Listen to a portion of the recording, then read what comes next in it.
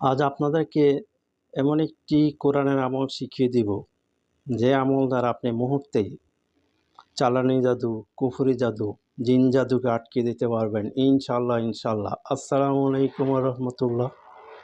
প্রিয় সাবস্ক্রাইবার এবং ভিউয়ারবৃন্দ, আপনারা দেখছেন রক্তকরবী কবিরাজি চ্যানেল, সম্পূর্ণ ইসলামী চ্যানেল।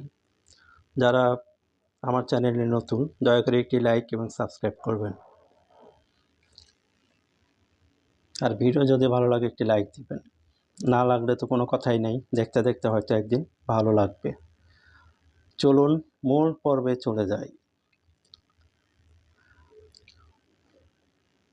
অনেক সময় দেখবেন আপনার শরীরের ভিতরে, পায়ে হোক বা হাতে হোক কিংবা পেটের ভিতরে হোক, অথবা কপালে হোক কিংবা মাথার তালুতে হোক, দেখবেন যে মনে হয় যে কোনো কিছু একটা হাঁটাহাঁটি করতেছে বা লড়তেছে, এখন এক জায়গায় আর একটু পরে আরেক জায়গায়, অথবা কোনো এক জায়গায় সেটা স্থির হয়ে শেকিং মানে লাড়া দেয়, অর্থাৎ লাড়ালাড়ি করে। এই যে লড়াচড়াটা, এখন এখানে একটু পরে আরেক জায়গায়, একটু পরে দেখা গেল যে পায়ের মধ্যে, আবার হাতের মধ্যে, এগুলো হলো আপনার চালানি বা কুফরি জাদু অথবা জিন।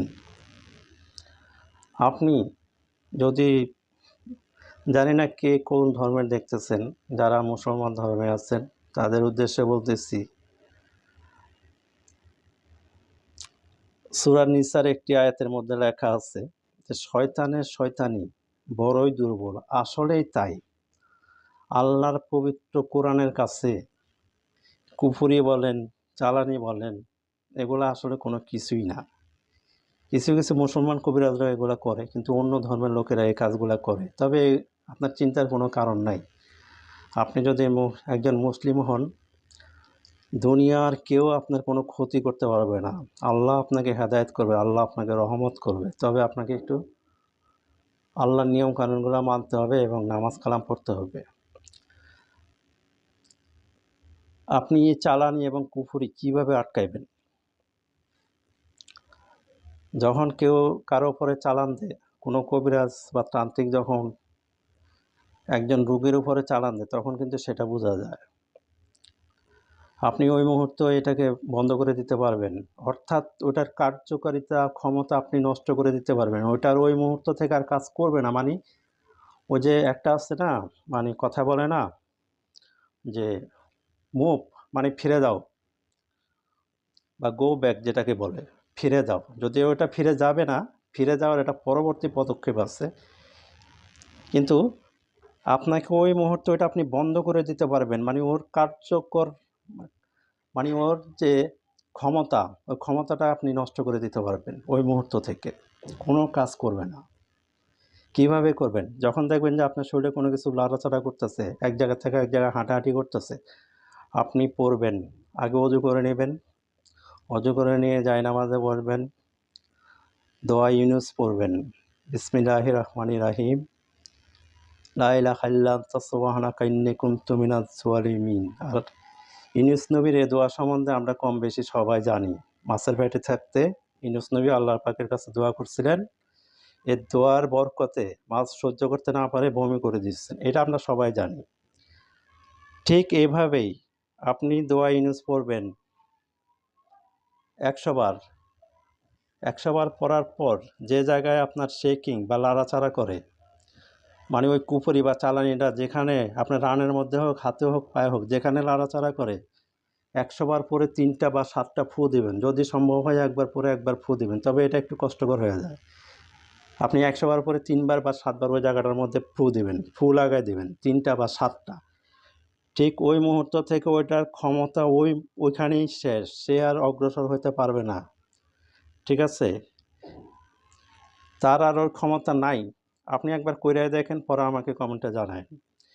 আর এই আমল আপনি পৃথিবীর কোথাও পাবেন না।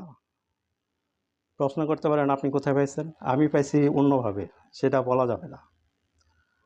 তবে আয়াতটা কোরআনের আয়াত, এটাও সত্য কথা। আপনি একবার প্রয়োগ করে দেখেন, তারপরে যদি না হয় আমাকে জানায়েন। ওইটার কাজ হলো আপনার ওই মুহূর্ত থেকে ওইখানে থেমে যাবে, সে আর সামনে পিছনে ডাইনে বামে মানে চারিদিকে সে আর অগ্রসর হতে পারবে না, অর্থাৎ যে ক্ষতিটা করবে সে ক্ষতিটা তার করার ক্ষমতা নাই, আল্লাহই রহমত করবে।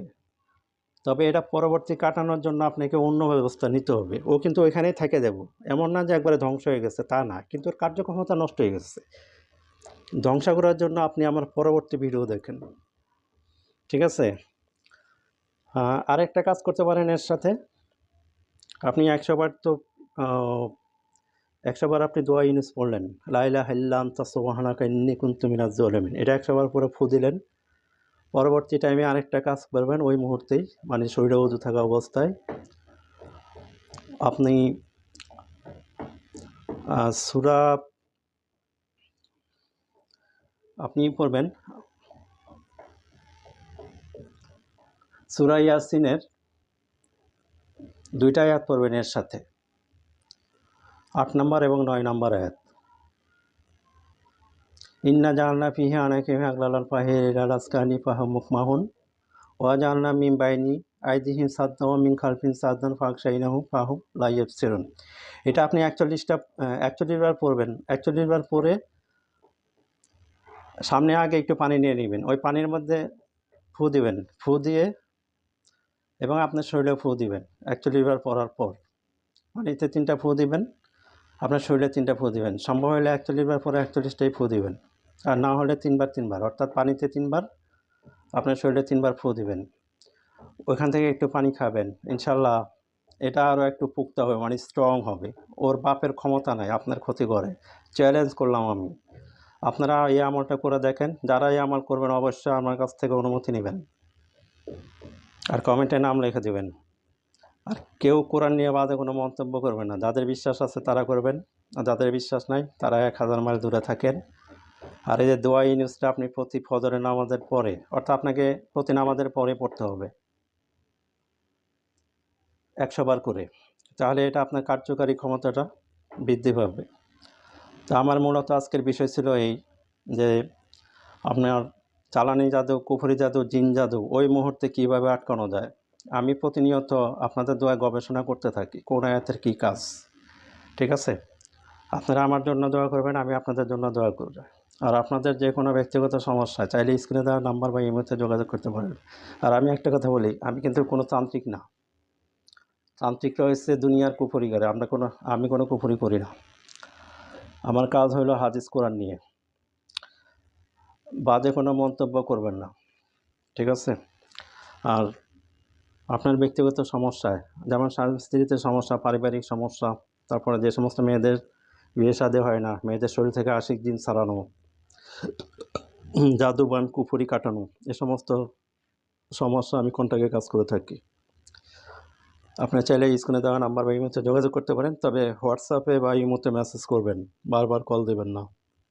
আমি সময়ের অভাবে ভিডিও করতে পারি না, বিভিন্ন সমস্যা বা পারিপার্শ্বিক কাজে ব্যস্ত থাকি, এই জন্য ভিডিও সবসময় করা হয় না, করতেও পারি না। আর একটা কথা আপনাদের বলি, শয়তান কোনোদিন আল্লাহর বান্দাদের ক্ষতি করতে পারবে না, এটা সবসময় জানা রাখবেন। শয়তানি কিছুক্ষণের জন্য। ওটা ওই যে সূরা নিসার মধ্যে লেখা আছে একটা আয়াতের মধ্যে, যারা কোরআনের হাফেজ বা আলিম আছেন ওনারা অবশ্যই জানেন, সূরা বাকারার একটা আয়াতের শেষে যে লেখা, শয়তানি বড়ই দুর্বল, আসলেই দুর্বল। আপনি কোরআনের আমল করেন, পৃথিবীর যে কোনো কঠিন সমস্যা কোরআনের আমল করেন, দেখবেন যে আল্লাহ আপনাকে মুক্ত করে দিচ্ছে। আর বিশ্বাস রাখবেন, মনে রাখবেন, বিশ্বাসে মিলাই বস্তু তর্ক বহুদূর।